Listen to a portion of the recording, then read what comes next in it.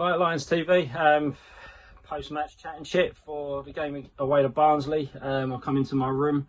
I left the family in the front room because they're just all just a bit like me, really. Rolled up, a little bit angry, and just again, I know Barnsley's the bogey side and whatnot, but they're now bottom of the league. Luton won today against Swansea. They're bottom of the league. You've got to be swatting these teams aside if you've got any ambition, really. It's just an overall frustrating game.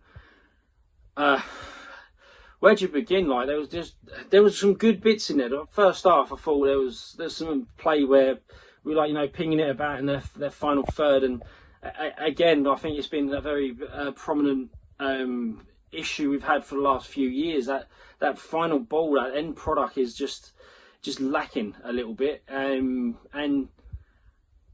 I think the first half, the way we played first half, screaming out to have Matt Smith up front, winning the ball back high, getting the ball out wide, and then getting balls in the box. It was too easy for them to defend. And you thought, that kind of ball in the box could really suit Smith, really imposing himself. And then we bring Smith off, and then all of a sudden we sit back and try and counter, which Bradshaw's more.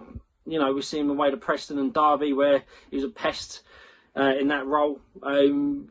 And that's the frustrating thing. We played a game that suited Smith when Bradshaw was on, and then we sat back and played a game that suited Bradshaw when Smith was on. And you've got to have that coherent, clear game plan. And it's just frustrating at the bottom of the league now. We went one up top. Positives out of that. I thought Bennett did well. What I said in the group. We need a creative spark up there. Bennett's good, but you need more than one. I really do. If Kenny's video goes up first, he actually sent it in first. But I really do.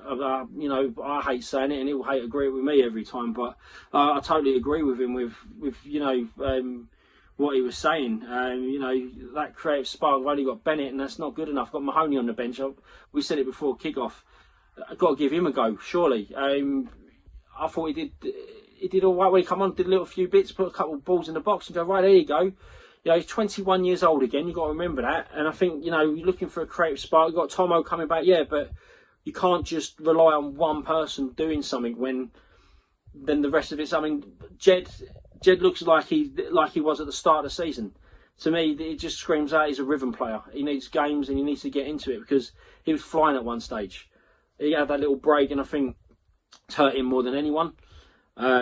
We've also got an issue when we have breaks during the game. I think there was the first time I've seen in a while where we probably dominated the 45 minutes first half. Every time you look at it, you go, well, it's in their half every time. We didn't do much with it. When you're on top, you've got to score. You've got to create. You've got to put them under a bit of pressure. We obviously hit the bar. Fergie, good free kick is unlucky. I think so. I called it to the old man. If that was us, it hits Barton back of the bonds and goes in.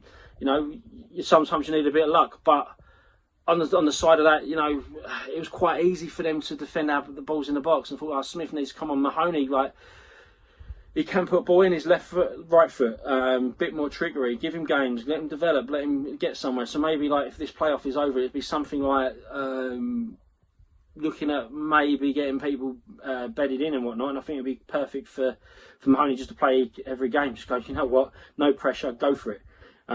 Develop. Put your will and put your confidence in, because he's a confident player. I think Jed's a rhythm player. I think Mahoney's a confident player. Other than that, I think Bart did all right. Didn't do too much. Defence was hardly tested, but when they come forward, here we go. I don't know how much last week's little knock affected Hutch.